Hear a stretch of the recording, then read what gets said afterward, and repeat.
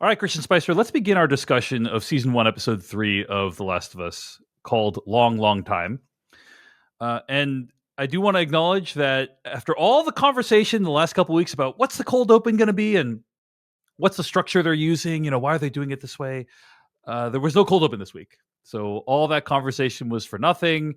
And I'm sorry to have wasted everyone's time, literally. I mean, I believe Craig Mazin has gone on the record and said like it's inspired by shows like Breaking Bad, where in the beginning of Breaking Bad, you'd often meet characters who you wouldn't know throughout the course of the episode. And I was trying to figure out like what are they trying to accomplish? Are they like seeding in characters we might meet again later? Like because otherwise it feels a little bit too random to me.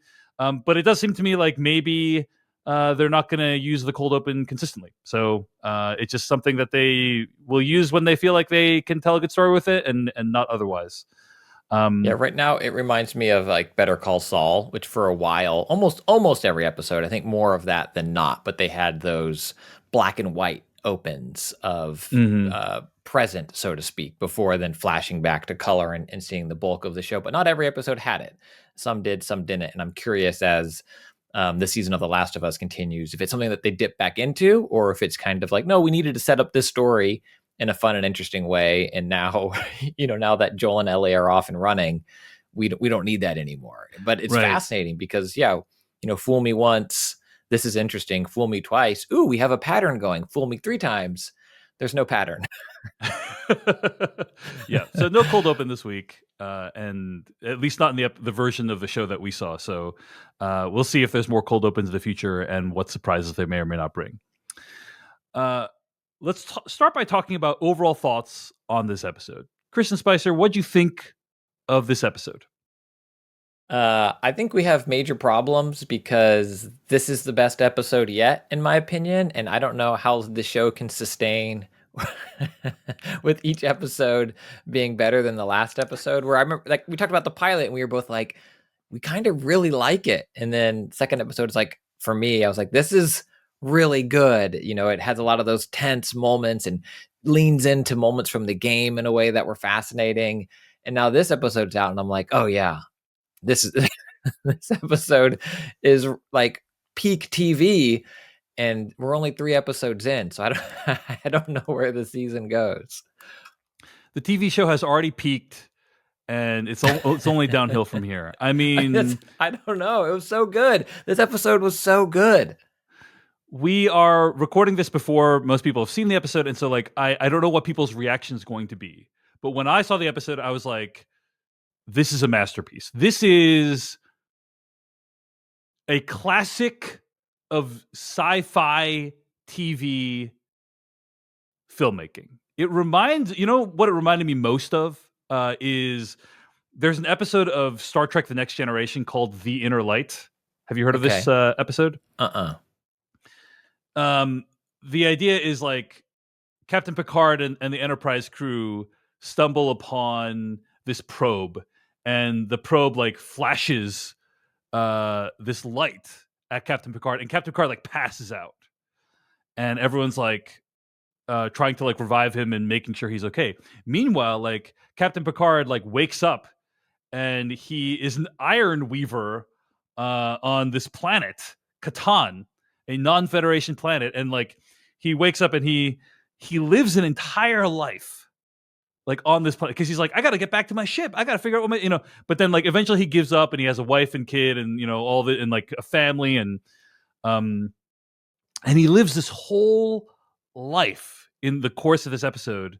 And then at the end of the episode, you find out, spoilers for this very old TV show from 1992, that uh, the probe, like all the people from that planet are dead, and the probe was a way of like carrying on their memories, right? And like that's why like it like infused this whole life in like within the course of like hours. He lived an entire lifetime, basically. And that's kind of what I felt like watching this episode. Is like within the course of this hour, we lived an entire lifetime with these two characters, and it's deeply moving. I we're very lucky to be able to watch the episodes early, Christian and for this podcast. Like, I feel very blessed and fortunate, and I don't want to come off like I'm bragging about it. But also, like, it can be like incredibly lonely, because like I saw this thing that was like such a deeply moving experience, and I wanted to talk with someone. I said to you, I was like, text me after you've seen it, because I need to like react about this with someone. And I put an Instagram story up on my Instagram page about how like I ugly cried watching more than once watching this episode. It was really very moving to me, not only because it told the story of these characters, and the story was really well told and really well done, but like it's one of those episodes that like made me think about my life differently. Do you know what I mean? Like, in ways that I'll get into as we talk about the episode. So I thought it was absolutely incredible. It's like a titan in the history of, certainly adaptation, but also like sci-fi TV filmmaking, I think. And it I gave you loved it. your B story that you were so desperately, as our conversation last episode, you're like, where's the B story? Is it just going to be these two characters? And then, episode 3 rolls around and it's like, Dave, hold my beer. Yes, I we've mean, got technically, B stories typically take place right. contemporaneously with the rest of the story, but yes, this was definitely, I don't know if TV writers would actually call this a B story, but whatever the case, it definitely was, like, time spent away from the Joel and Ellie storyline, and that's notable. So yeah, we'll see how the show continues to split its attention moving forward. Agreed with you that, like, I think it would have been a little bit claustrophobic to spend an entire other episode with just Joel and Ellie for the whole thing, seeing as how we just did that. So I'm curious how they're going to pace the rest of the show. Okay, so those are our overall thoughts on the episode. But let's talk about some of the stuff that happens. Like, we open on Joel and Ellie. It's 10 miles west of Boston. And it's I will say, talking about people who were saying like this looks nothing like Boston. I have been 10 miles west of Boston. It doesn't look like this, in my opinion. So that was the one thing where I like cackled openly. I was like, that's not what 10 miles west of Boston looks like. That is way too beautiful and pastoral for 10 miles west of Boston. But anyway, you went the wrong direction, Dave. That's 10 miles the other direction. You went the ugly direction outside of Boston. It's this so is true. 10 It's miles. So true. I should have gone in the direction of the trees. That's my bad. That's my bad. Beautiful direction outside. But anyway, there's a scene where we find out that Joel is into the art of rock balancing. Have you seen this, by the way? Like, this is an actual thing that people do, is like rock. They like balance rocks in intricate patterns on top of each other. I find it to be like a completely fascinating. That's my wife. Practice. Yeah. Whenever we do a decent amount of camping, especially, more so now during the pandemic. And every time there's, hers aren't the most intricate, but I'll come back to an area where we've been hanging out and there's, several stacks of 10 rocks all laying around. And it's, like fascinating, and my kids are into it. And I think it's like a nice meditative, recenter the mind, and something that you have little control over. In terms of the materials around you, and then what you have to set them up, and kind of just slow down what you're doing. I thought it was a really nice moment. And I think they started that moment on Joel's hand, right? His bloodied hand, which I think is bringing us back to that moment when they were escaping Boston, when they were 10 miles in Boston, when they were in the QZ. And he went hard on that Fedra agent, which of course was him, flashing back to when Sarah died. And I think it's this nice touchstone moment for the viewer to know that, this just happened to Joel, right? Yeah. Like for us, it's been 3 weeks, as we wait for these episodes. Yeah. But for Joel, his whole life has again completely changed. It completely changed when Sarah died. Then he established this life for himself in the QZ. And now since then, he killed someone he was working with. His partner has died, and he's out in the middle of nowhere with this girl that he's trying his hardest to keep as just cargo, in his mind, despite the literal reminder on his knuckles of what's happened before. I thought it was beautiful and a nice calm moment that just let the viewer sit with Joel there. Yeah, I interpreted it as kind of like a makeshift memorial for Tess. Was that a did you pick up on that at all, or is that just I made that up in my head? I thought it was kind of I thought it was kind of like, because people stack rocks to like meditate and all, but also like, people place like rocks as like burial mounds sometimes, and so I thought it was like he's kind of like acknowledging that Tess is gone. That was kind of my interpretation. But anyway, they have a confrontation. Joel and Ellie have a confrontation. Ellie tells him not to blame her for something that isn't her fault, and that Tess and Joel made a choice. But things are clearly still tense between them as they head off to their destination. And you know what would have really helped them to get to their destination a lot easier, Christian Spicer? Probably an EV by our sponsor today, Nissan.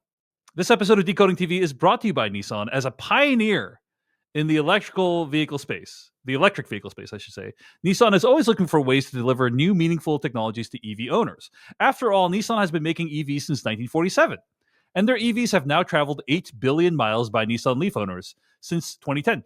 That is, by the way, I think 800 million times the 10 miles outside of Boston that Joel and Ellie go. 8 billion miles. That's the equivalent of driving to Pluto and back. Do you think that's electrifying? One of their EVs trekked all the way to the North Pole, and Nissan even tests their EV technology on the Formula E racetrack. But Nissan knows that you don't get an EV for just the E. You get a Nissan EV because it makes you feel electric. It sparks your imagination. It ignites something within you. It pins you to your seat, and it takes your breath away. At least that's what Nissan thinks about when designing their EVs, like the Nissan Ariya and the Nissan Leaf. It's about creating a thrilling design that electrifies its customers. I love Nissan's focus on creating a thrilling drive and an electrifying life. In today's world, it's so important to look around you, pay attention, and look for all the tiny ways that life can electrify you. And I'm just going to say, and I'll talk a little bit more about this, but like one of the things that this episode of The Last of Us really made me realize is how much of a miracle a lot of the stuff that we take in our daily lives for granted is. And when I watched the episode, it really electrified me in that way. And that's why I want to say that Nissan brings you EVs that electrify. Thanks to Nissan for sponsoring this episode of Decoding TV. All right, so they head out west on a 5-hour hike toward Bill and Frank's. Joel and Ellie are going. Some conversation about their background. Ellie asks Joel how he got the scar on his head.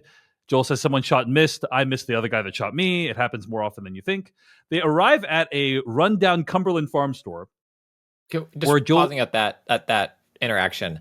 I love it for two reasons. One, I think it's maybe the first time Joel opens up about his past to her in any way. There's been a lot of shooting down conversation, like the moment in the building in Boston when Tess runs off and he's like, nothing about, my background. And here he answers her question. He doesn't elaborate. And I also love this idea of like, yeah, people shoot and miss, like ammo is scarce. He hides. We'll get to that. You're about to get to that. He hides he's carrying an M4, I think, right? Like an automatic rifle or semi-auto rifle, and he hides it because he's like, I have no ammo for it, so there's no. Yeah. We talked last week about how, and I talked to my wife this week who's watching the show without having played the video game, like how in the game at this point, you've probably, as Joel, killed 10x as many, maybe even 100x as many people / infected. Infected, yeah. And in the show, they're obviously taking a much more measured, realistic approach because it's like, dude, you wouldn't have that much ammo. Or ammo is super scarce. It must be preserved at all costs. This is more of a Resident Evil approach to ammo. You know what I'm saying? Anyway. And you're not, because of that, you're not target practice. You're not shooting all the time, right? You're not honing in your skills. You're also hopefully not getting into life and death encounters where you're shooting your ammo. So I really liked it for setting up the world and also opening up Joel. I feel like the door, he didn't slam it shut, It's like, okay, you're getting there, Ellie. Keep working. And I do want to acknowledge that there is some like resource conservation going on in the game as well. So it's not just like free for all, but Anyway, yeah, good call out, Christian. So they arrive at a rundown Cumberland Farm store where Joel needs to stop and find some stuff he stashed. Uh, Ellie comes in and she's like really amazed by a Mortal Kombat 2 arcade uh, device that she's seen. This is, the halcyon days when there were still arcade machines in gas stations, Christian. Because again, the last 2 decades of pop culture didn't happen in this world, right? So uh, Ellie mentions that she has a friend who knows everything about the game, and then she kind of ventures down to look for other stuff. She finds an unopened box of tampons. She's really excited about that. It's a nice reminder of the fact that not just bullets, but all resources are scarce in this environment. And then she runs into an infected while Joel is up there searching for his own stuff. And she gets close to it before stabbing the infected in the eye, I think, or in the head, and killing it. And I think it's kind of gives you a hint that there's like a lot of rage in this character. She's at first fascinated by the infected, and then she stabs it like angrily, I think, and I guess I'm curious how you read that scene, Christian. Yeah, this is a scene that I watched several times. Like after I watched the episode, I went back to it, and I'm curious your take, and I'd love to hear listeners' takes to this scene as well, because she sits there with her knife and slices the top, like kind of right above the infected's eye, and you see the kind of the, growth, fungal stuff, coming out, similar to the Jakarta cold open from episode 2, and then she takes the knife, or before that, she's kind of moving it across the eye, and what I was wondering is Ellie seeing if there's any recognition in this thing? Is there a human there at all? Anything to be left? And what I wasn't sure, but after she cut the head, when I first, sat back on my couch and watched it, I was like, and then she sits there with the knife again. I go, oh, does the infected like nod, like do it? Sometimes you have those moments in movies and stories where someone's kill me, basically. Yeah. Just like, I don't want to become one of them. Kill me. And I was like, did the infected just kind of tell her do it? And I don't think so. After rewatching that scene, that clip multiple times, I don't think that's what happened. But that was my first reaction, was like, oh, maybe there is a human trapped inside that thing, and it wanted to be dead. I don't think that's what happened, but I do think Ellie was looking to see if there was any there, going on inside that infected before she decided, like, nope, this is the thing. Ha! Kill it. But I'm curious what your take was on it.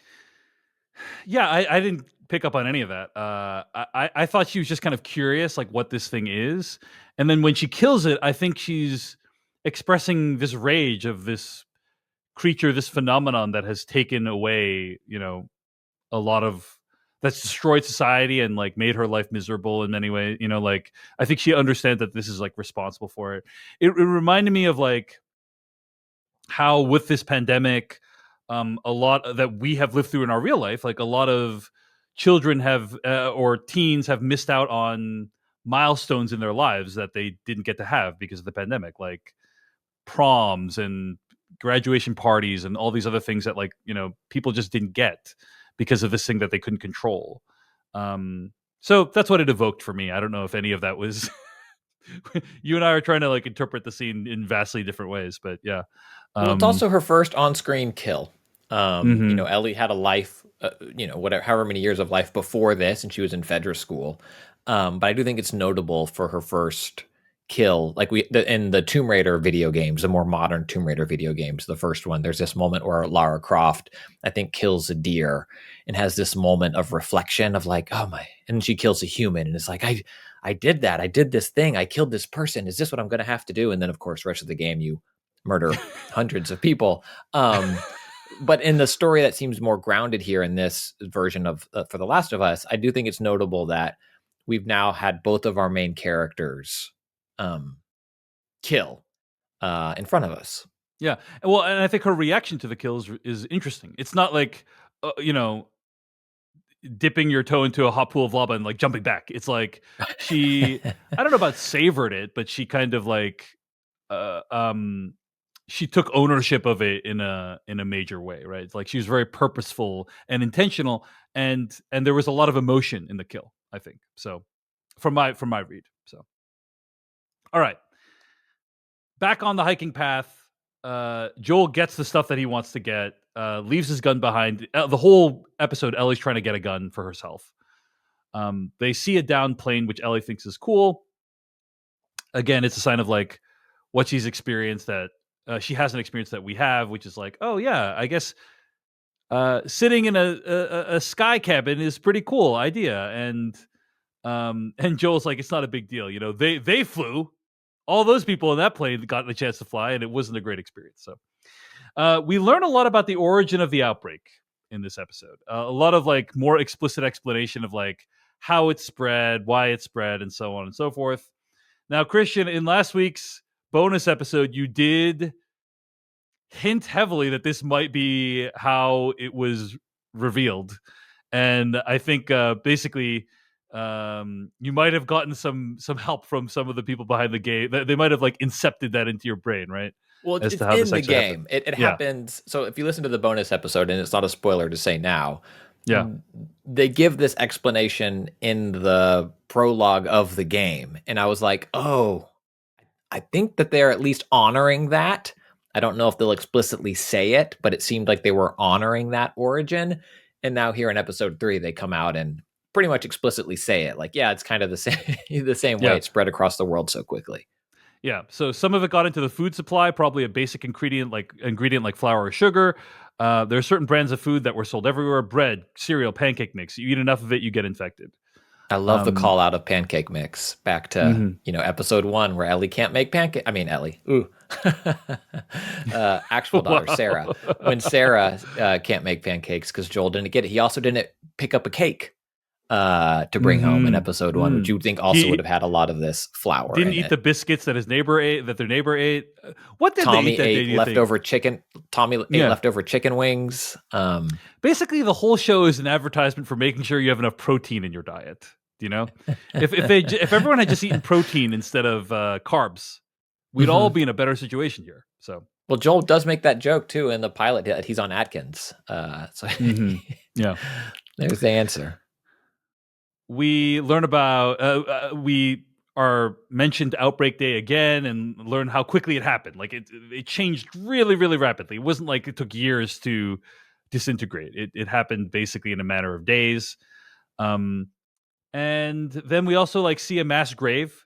We learn how mass graves occurred, which is that like sometimes the government would take people to QZs, and then if there wasn't enough space, they would tell you we're going to QZ, and then if there wasn't enough space, they would exterminate everyone. And then we get a flashback, and I'm like, oh my gosh, if we get a freaking government flashback to like people getting exterminated, I'm going to be really upset. And yes, those people do get exterminated, but like other stuff happens in the flashback as well. I want to mention one thing before we get to the flashback, which is like the bulk of the episode, right? Which is that the show's vision of the government is like a very, very bleak one, right? It's almost like a totalitarian dictatorship, basically, that's like oppressive to its people, that has no qualms about like murdering people. And the thing is, even in like 2003 time period, like that's how Sarah dies. It's like somebody gives the order of like, hey, shoot Joel and Sarah, and that's how that happens, right? I think it does feel it doesn't feel implausible to me that the U.S. government could one day be like exterminating its own citizens. Like that doesn't feel wildly implausible to me. But what I think the trend that we have seen over the course of the last couple decades is less, it is more like incompetence and gross negligence, in equal measure with oppression and malice, I would say. And so basically, I'm curious how well run Fedra is, because the idea that this could be birthed under George W. Bush's, government is pretty ludicrous to me. That said, I did just want to acknowledge, like, it's a very bleak view of the American government. Any thoughts on that before we get into what happens the rest of this episode? Did you ever read the book World War Z? No, I didn't. Not the film. Watch the movie, which is very different, but yeah. It is very different. I like the back half, the horror half of that film. In the book, it is written as if it is kind of first person encounters or news reports from this event that's happening around the world. And all of them, so when you read all of them, it's like a collection of diaries that have been kind of put together of different people's experiences of this zombie outbreak Yeah. happening. And so when you read the whole, you're like, oh, you get a complete picture of what happened around the world. There's not, Brad Pitt's character that's like, now I'm in India and this is happening. Now I'm in France and this is happening. It kind of moves around protagonist and point of view. Yeah. But what I find interesting about that, and to your point here about Fedra, is I would love if this show did show what's happening in France. Like how did the rest of the world react? Is Yeah. every government become oppressive? Because we know we're told that the outbreak hit the whole world. And Yeah. then so did all of Jakarta get bombed? Is it just a total wasteland now? I know that's not this show's story, but I think the show has done such an effective job of world building that I can't help but think about that stuff. Like, yeah, what's happening in Egypt right now? Again, Yeah. not the show's story. It'd be a totally different show, but I find it fascinating to think, how do other governments react to this thing? And are they talking to each other at all? I think there is this kind of vision of the government, or this vision of because again, the story of Last of Us was over a decade ago, basically, or written like a decade ago, roughly, right? 2013 is when it came out. Yeah. So it's a vision of the future as like a mass casualty event, like a pandemic or an infection or whatever, as accelerating government's right-wing fascistic tendencies. I think is kind of what the show is trying to say. And we've gotten a taste of it in the actual United States, but obviously it was a very different infection, very different president that was in charge when the pandemic hit. But it's just interesting to kind of reflect on like how efficient the government in the show is compared to how efficient it is in real life. I think it seems to me to be much more efficient in the show. Like literally the vision in the show is like within days they're rounding people up and executing them. That's literally what the show is saying about the US government, right? And I just don't know if it would happen that way. And from what I've seen, I don't think so. I don't think it would happen that quickly. But who knows? Maybe 20 years from now, people will be in the ashes of civilization listening to this podcast on a leftover iPhone, and they'll be like, wow, Dave Chen was a moron. I can't believe he didn't see this coming. Well, Anyway. dear future listener, thank you for using your precious battery life on this episode of Decoding TV. We only have power for 5 minutes, Papa. What should we do? Well, I'm listening to episode 3 recap of The Last of Us on Hubba. What's Hubba, Dad? I don't know, son. I don't know. Hubbo. I was telling Christian that like if you look up the Last of Us podcast on like Apple Podcasts, there's literally hundreds of podcasts about the Last of Us. So we are probably, I think, the 115th result that comes up if you look up the Last of Us. So that person's really digging through the bottom of the barrel at that point if they're listening to us on leftover iPhone battery, Well, they came over from White Lotus is why. That's why they're still here. And they're like, the Hubbo had some great shows, it seemed, son. On this thing called the TV. Okay. So anyway, we get a flashback to this guy played by Nick Offerman. We don't really know what his name is, but he seems to be he's anti-government prepper, doomsday prepper. He has like an underground bunker, a panic room, and he's like, he says, "You're not taking me, you jackbooted thugs," essentially, right? To these people who are, and here's the thing, he's right, because they're literally rounding up these people to be executed in the language of the show, right? Like, it's also a kitted out basement. Like, I think I watch it now in 2023 and think everybody has a million screens. But again, this is like 2003 CCTV world, like it was just, we didn't all have Ring cameras and whatever, fortresses in our homes. And like to think that this person had all that, like that network infrastructure to be monitoring all of that from his basement. Again, going back to when this was taking place, Nick Offerman's character is suspicious. and ready for anything because that place is set up. Yeah.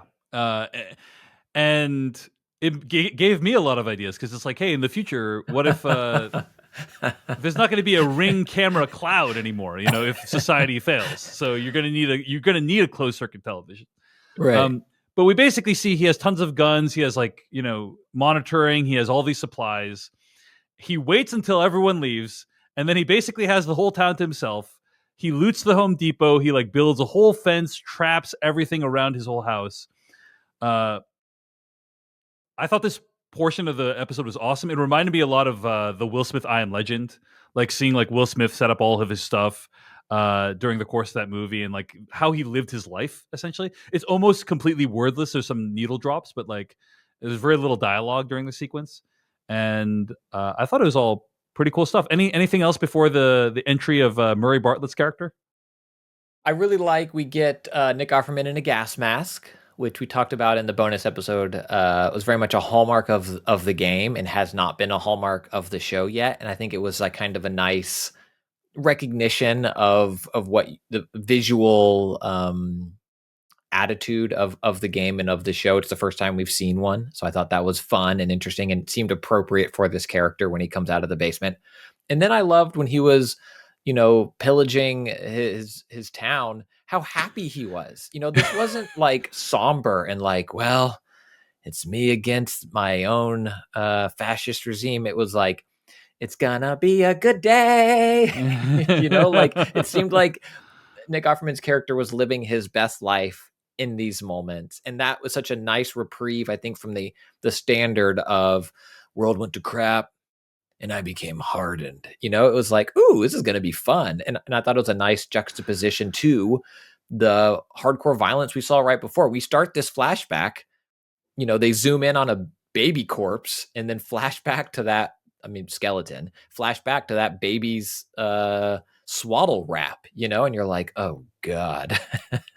And then you see it in the moment, those people get trucked away off screen. Yeah. And then we have Nick Offerman living his very best life. It does remind me of when our real pandemic happened in real life, how I did speak with a lot of people who were introverts, and basically the pandemic hit everyone differently. For some people, it ruined their lives. Loved ones died, financial security was obliterated. For other people, it was actually really good for them. If they're introverts, then it's oh wow, now I don't have any expectation of leaving the house, and this is actually me living my best life. And it's just it's interesting that and you could probably imagine Nick Offerman's character, who we later learn is Bill, probably wasn't a very popular neighbor, is my guess. Yeah. Right? People probably weren't huge fans of Nick Offerman. He probably wasn't very popular amongst the local homeowners association. I'm just gonna guess. And so there is this idea for me of a huge event like this can affect people very differently, and maybe there is some joy and vindication to be found for this character in this occurrence. So anyway, 4 years later, also we see this. I think we see he's an amazing cook at this time as well. He's cooking food, hunting them down, I guess, skinning them, preparing them himself, growing food, so on. So 4 years later, an alert goes off for a trap, and Bill goes to look, and it's a person. He thought it was an infected, but it's a person, and he says he's not infected. Bill does the thing where he has the machine, he scans him and realizes he's not infected, so he's okay. Eventually, Murray Bartlett, who plays this character named Frank, is able to talk his way into Bill's house for a shower and some food, right? Bill, of course, is really apprehensive. He's who knows who you are? Maybe you're a government agent. Maybe you're secretly infected. Maybe you're going to tell other people to come here. But eventually he relents and he takes a shower. He eats. Bill makes him a really nice meal, breaks out some nice wine. And it's there's kind of this sexual tension between the two of them. Because I think what I read is that Bill is gay, right? But that he probably wasn't out in his former life. That's kind of what I sensed from the episode. That may or may not be accurate, but obviously Frank is, and he kind of recognizes that in Bill when he's like serving the food and the wine.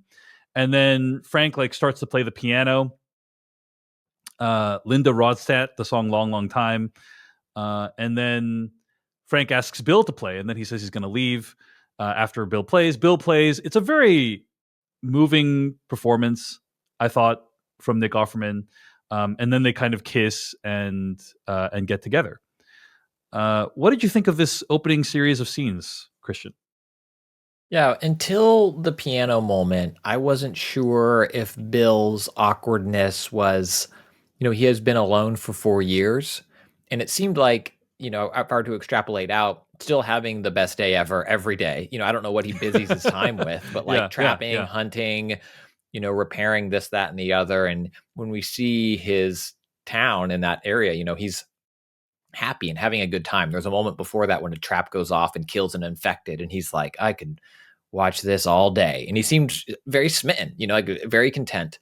And then so I wasn't sure when Frank shows up if some of that awkwardness was like, I guess is this what I'm supposed to do? I should serve you kindly. And it seemed a little off, and it seemed to be there's I got the impression that Bill had a close relationship with his mother, who was no longer with him, and wasn't in that prior moment either when federal agents came and rounded up the town. It didn't look like they took his mother dragging away, but I got the impression that maybe he's in his mother's house or had lived with her.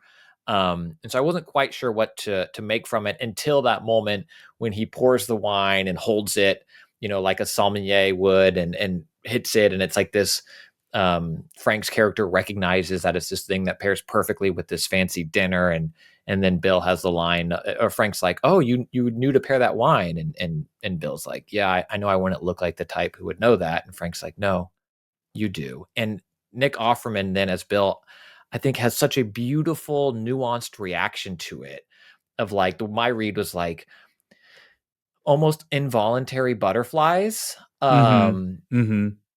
Just once we got to that point, I was already thinking like, this is some of Nick Offerman's finest work ever. I think so. When he was cast, I was like, oh, it's going to be like slapstick. Oh, it's just putting Ron the survivalist in, and it's not Ron the survivalist from Parks and Rec. It is beautiful. And then the moment on the piano, as you mentioned, I think I read it, less as Frank asking Bill to play and more Bill being like, Frank, stop. This song is beautiful and precious to me, and you're butchering it. And then he sits down and has this very emotional reaction to this song about love and loss. And that through line of them meeting to them, that kiss, and them then going to bed, I think was such a beautiful emotional arc told fairly succinctly also. But I think the actors did a lot of the heavy lifting in those scenes. Yeah, and I think it's really well played because you're establishing this character of Bill, who is from the game, and you want him to have these certain characteristics, like he's a survivalist and so on. And it's like, how are you going to plausibly make this person have a relationship with someone else, which is kind of the end point that they want to get to in this episode. And it's hard to imagine somebody who's been isolated for years, who probably even pre-infection was like, pre the infection happening all over the world, was pretty isolationist. It's hard to imagine someone like that, like opening up his home to someone else at all. The only way to make that work is to give Frank, in my opinion, a very strong personality. Like, he's somebody who's very bold. He's like, hey, come on, shower, food, like many people would probably be like, oh, you let me live? Thank you. We're never going to meet again. But he's like, come on, let me, and that's risky for Frank too. It's not. So there's a lot that's in Frank's personality and also in the performances of both characters that make me buy that this relationship could happen with this guy who is a doomsday prepper and who like has not talked to anyone for years and probably didn't talk to anyone for years beforehand either, and so I thought they did some good character work along those lines. So yeah, I think Roy Bartlett too was incredible. I mean, it's not, oh, here's the guy from White Lotus season 1,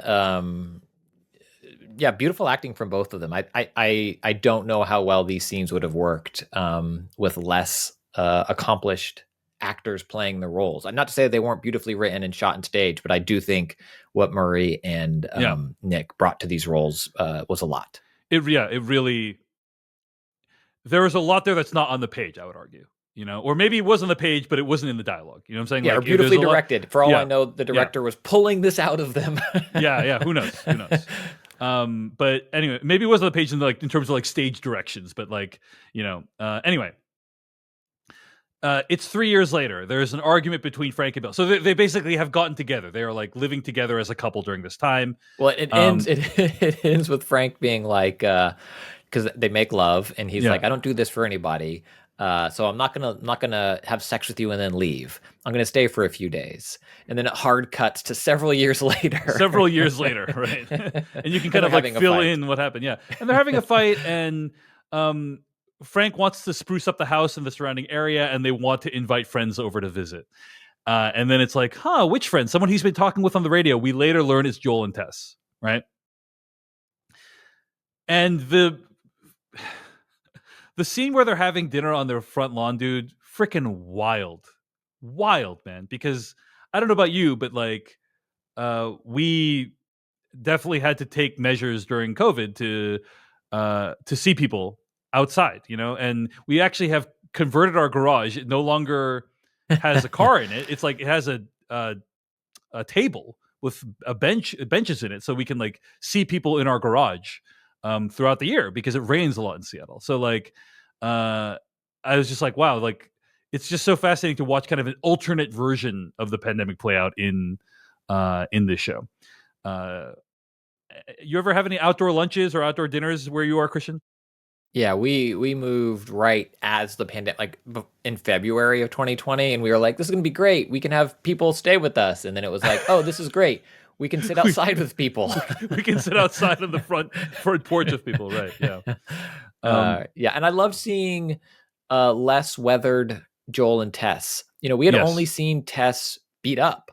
Not only was it several Yeah. years later of a hard life, but literally beat up, and we only Yeah. saw her kind of down and out. And it was fun to see her before all of Yeah. It that was had like happened, I like the thought we were done outbreak. with. But I thought we were done with Anna Torv in the show, and it's yeah, like, oh, get to see Anna Torv again because yeah, I she's think great. she's great as a character. So it's great to see her.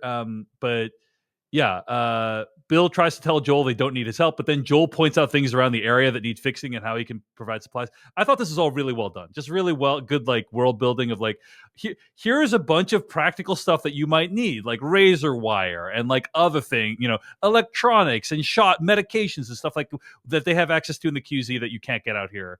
We also learned the start of the radio code.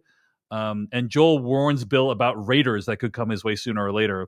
But Bill says we'll be fine. Now, this was also alluded to, I think, in the first episode where the radio guys, like, there's like slavers and raiders out there. We haven't seen these people yet. We get a glimpse of them here, but we haven't really met any.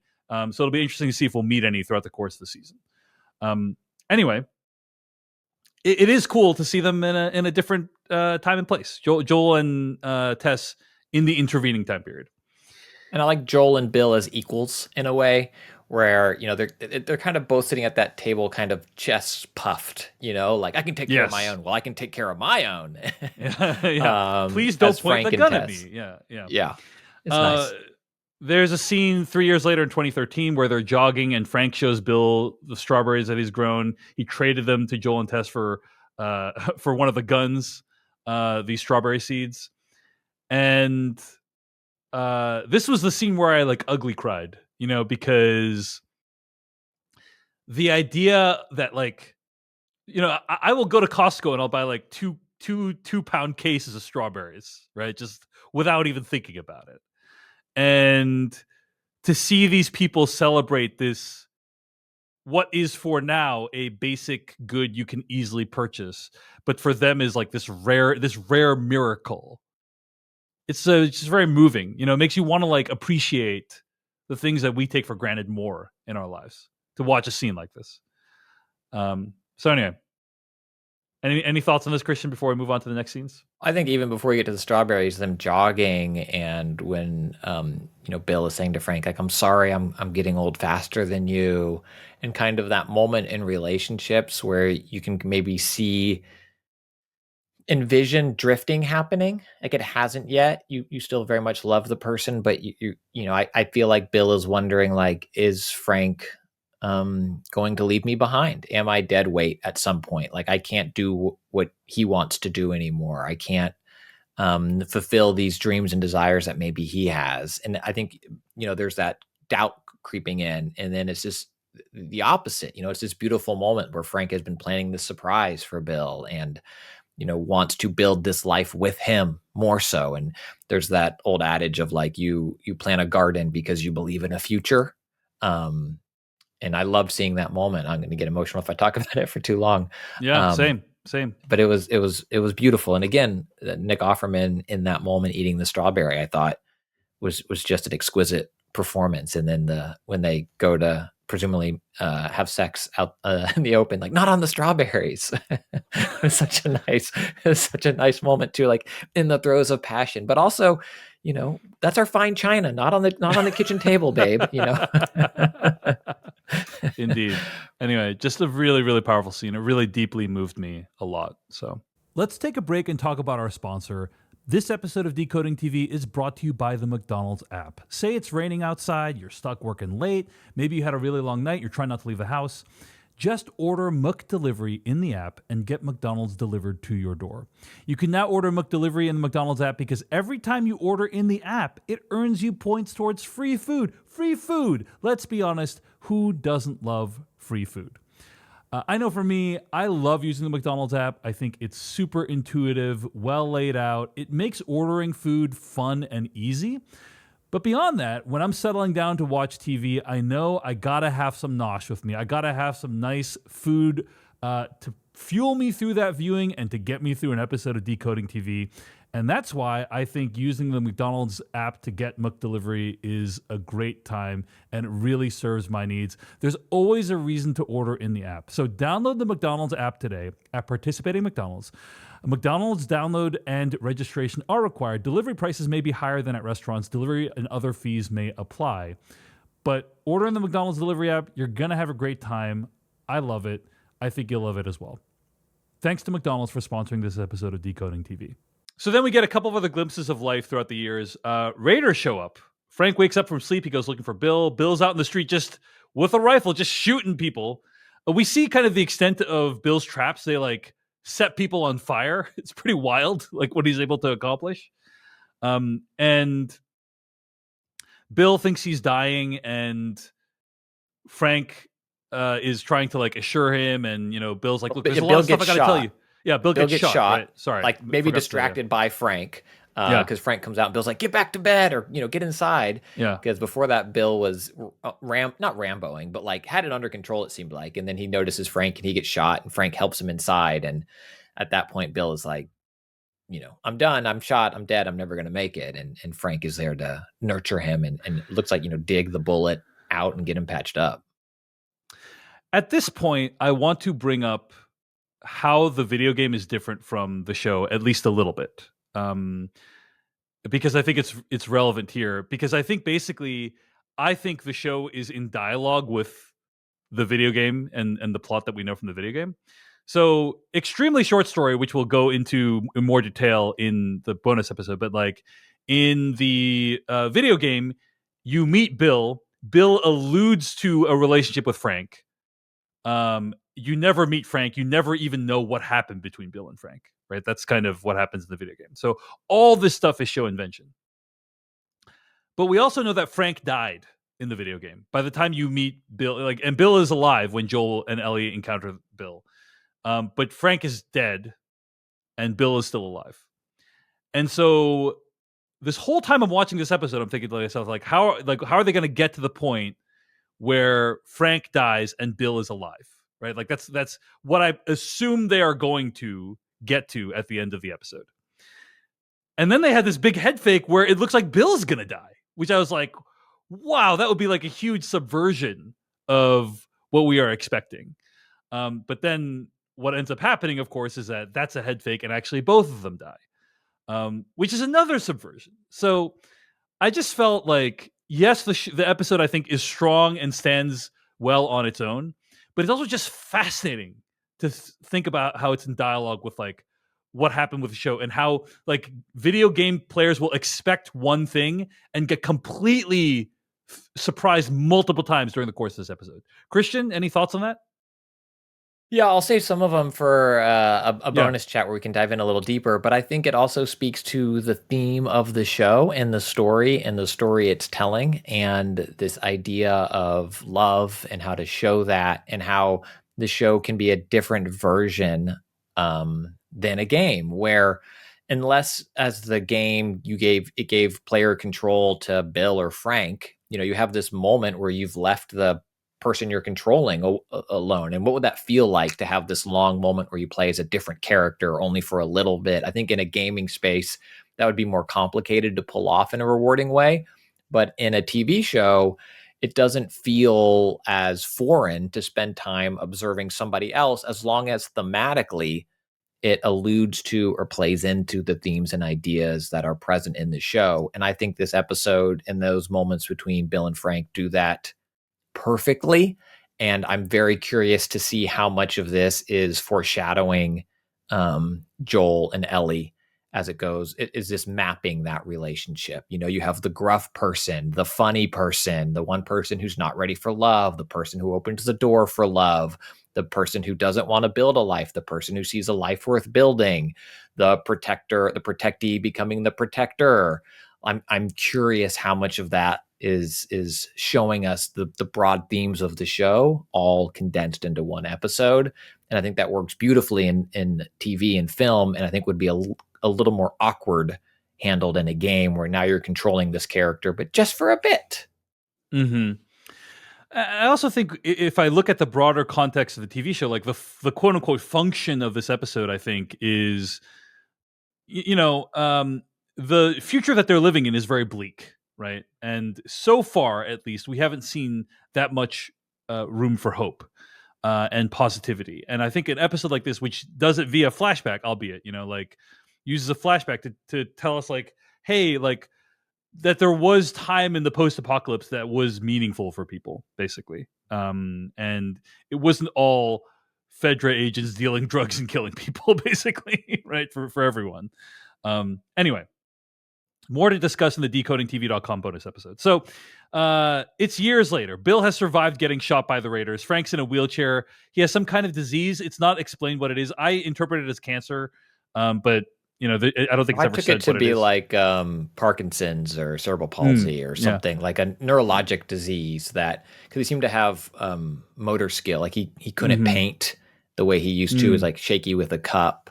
Right, you got to see his like read. paint. You got to see like his painting skills like deteriorate in the course of this one painting that you see. Is a very like unsettling touch.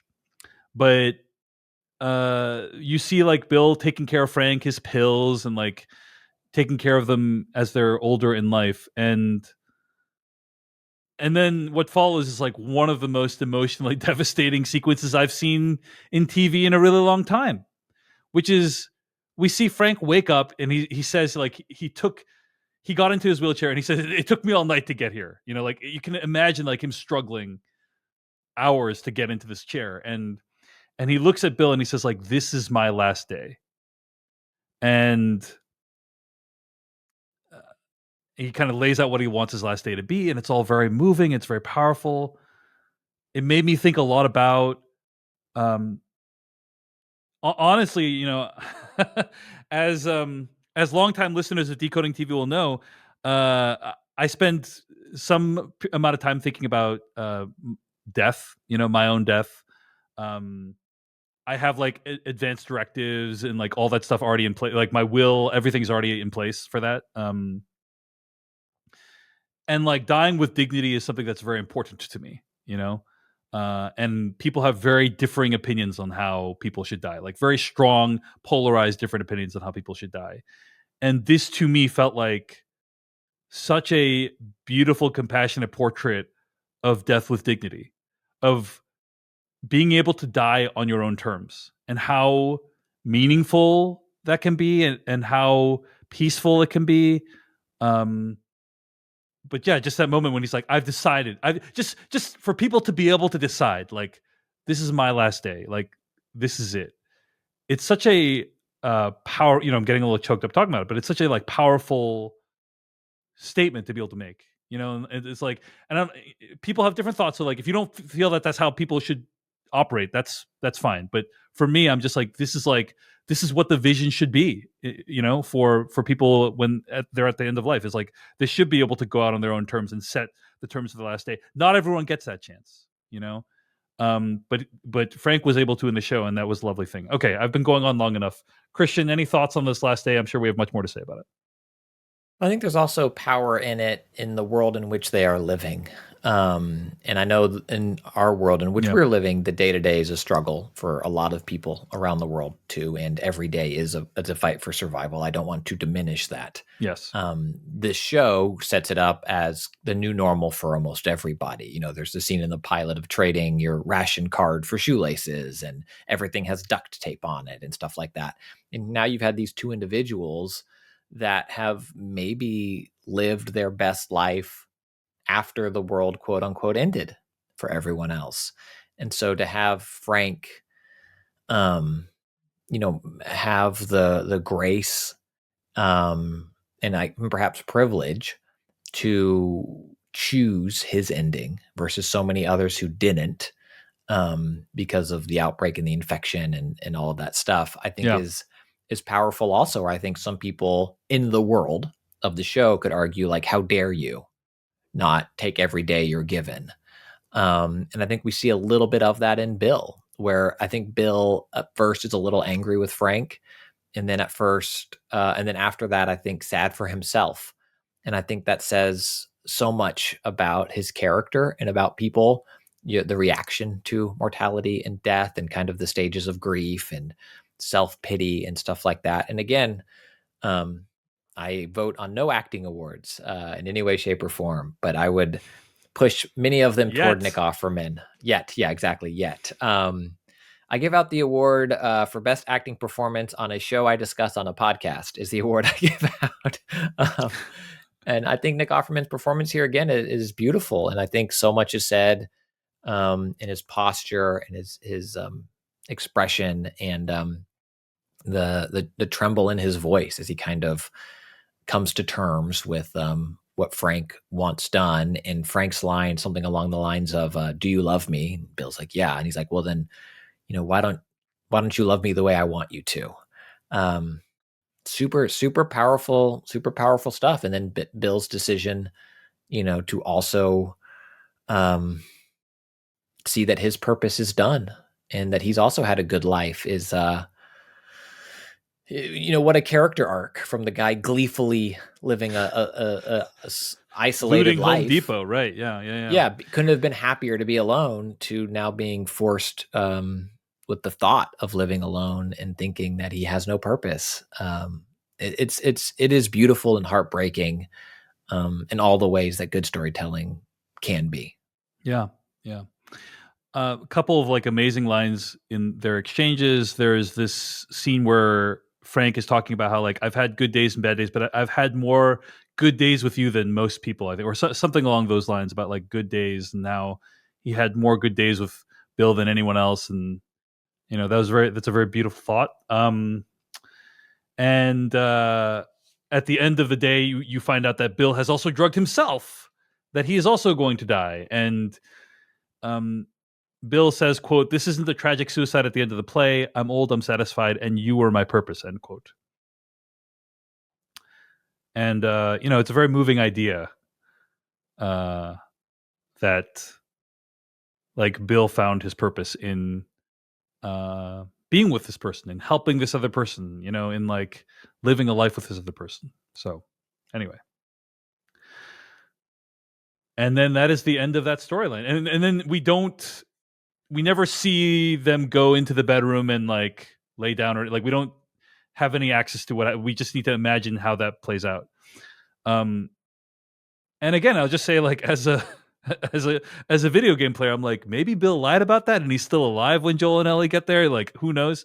But Joel and Ellie arrive, and they kind of start looking around the community, and they start piecing things together. Like, they look. We see all the wine glasses, and such great like set dressing and direction of like showing you these props of like seeing these props, because it's not obvious. It's not immediately obvious that like, oh, of course you would see the stuff that they would left there. It's like, no, the show had to pick props that you would Yeah. recognize. It had to show them in a way that was prominent, and then like when Joel shows up with Ellie and they see the props, it's like they're making the connection of like, oh, like who knows how long it's been since that stuff we just saw? Maybe weeks, maybe months, maybe years. We don't know. So yeah, Ellie finds Bill's letter as she searches the house, and it seems like Bill has anticipated that Joel's probably going to find them eventually. And Bill lets Joel take whatever he needs. He also says, "I never liked you, but I respect you." In the letter, he writes, "Quote: I used to hate the world, and I was happy when everyone died, but I was wrong because there was one person worth saving. That's what I did. I saved him, and then I protected him. That's why men like you and I are here. We have a job to do." End quote. And then the letter also says like, "Hey, use all of my stuff to keep." And then Ellie doesn't finish reading it because I think he was saying like to keep Tess safe, which obviously they weren't able to do. So, and yeah, that was a very deeply moving moment when like Ellie stops reading, and like they never, the show like expects a lot of you. It doesn't say like, it doesn't explicitly call out that it was Tess. It just expects you to like put that together that that's what's happening, right? And Well, it does. I yeah. think yes to what you said, but it does. When Joel looks at the letter, it doesn't linger on it, yes. but it does show Tess safe. Like you can read that for yourself, but it doesn't do like the slow I forgot about push. that. I forgot about that. That was my bad. But you're right. It does say Tess safe, but like it gives you that moment where you can kind of like put it together before you even get to that. Yeah. It gives that moment. So the Tess safe close up is for those who couldn't put it together. But when I got it right away, and it's like Ellie's reaction to it was also really powerful too. You know what I'm saying? So you're right. Shouldn't give the show too much credit, Christian. Thank you for that. No. But I think even when it says the Tess yeah. safe, it does it in a way that gives the show credit. Where I think in other stories, it will be like they put the letter down and we hold on Tess safe. Yeah. Zoom in, Tess, zoom in, Tess, zoom in. And it doesn't do that, right? It Mm-hmm. could be a blink and you miss it moment. But I think, as you said, the performances are there to let you know before they even confirm it with the letter. Joel and Ellie loot the house. Ellie grabs a gun. Like the whole time, Joel's like, "No guns. You can't have a gun." There's a wall of them. Yeah. My sense is Joel's aversion to Ellie having guns is probably like he doesn't want guns associated like near children at all, for personal reasons, obviously. But Ellie will not be cowed. She ends up sneaking a gun into her backpack. Literally a Chekhov's gun, I think. I think that there or No. not This was Bill's 'cause- gun. This was Bill's gun. Yeah, not Chekhov's. It was not Chekhov's gun. But Chekhov's will be a gun on the wall, right? So like this would be Chekhov's backpack gun, I think. And they figure out a way to put together a battery into the car, and then they now have wheels. They can drive away. Anything else we learn in this scene that we want to mention? They're still going to try to find Tommy. And they they both take showers and change into clothes that are apparently from the video game, right? Like these are the recognizable outfits from the video game. And it closes with them in the car listening to a tape of Linda Ronstadt singing "Long, Long Time" as they drive into the distance.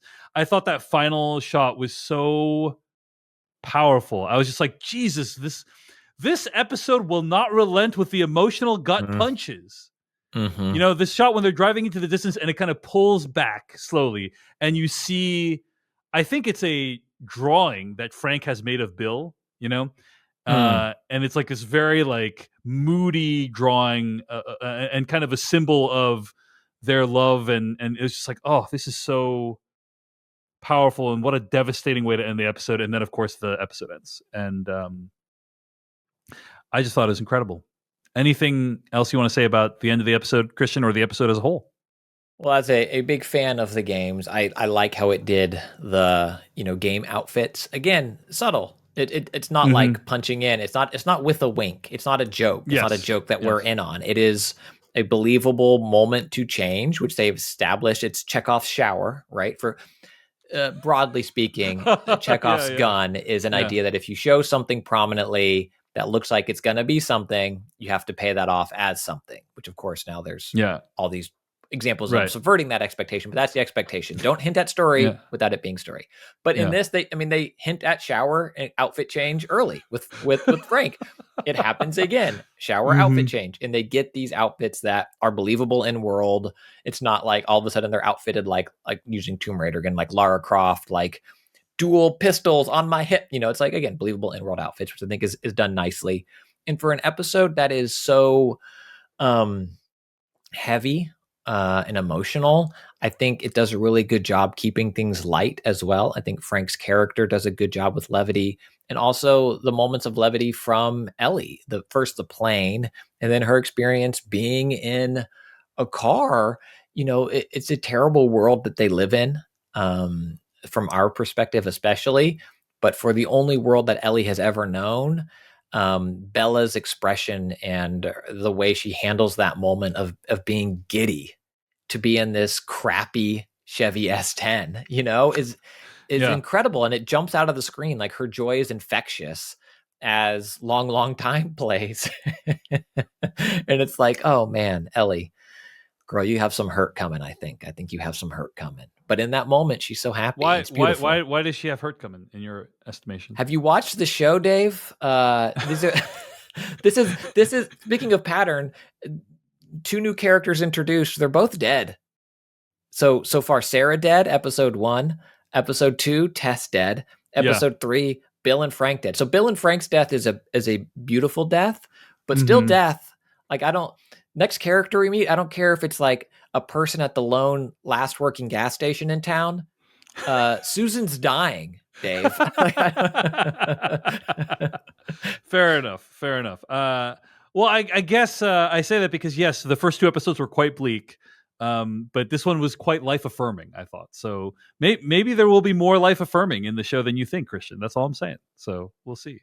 But yes, they are living in a post-apocalyptic hellscape where infected threaten to completely end their lives at any second. So agreed with you there. Okay.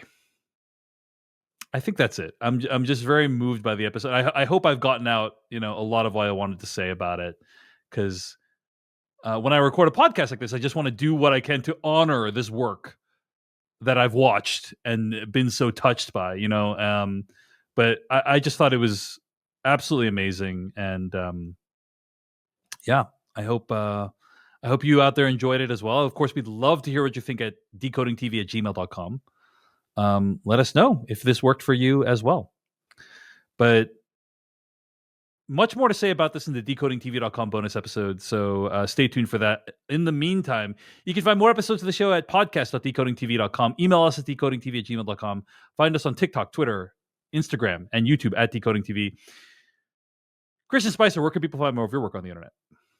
All right, long form about video games. I have a newsletter. It's called Let's Chat Games, and you can subscribe for free at tinyletter.com/Christian Spicer. If you're listening to this around the time when it comes out, the one I'm working on right now is this idea of why we as people are more likely to consume and enjoy 7 out of 10s when it comes to TV shows and movies and be happy with them than we are to consume and be happy with 7 out of 10s in the video game world.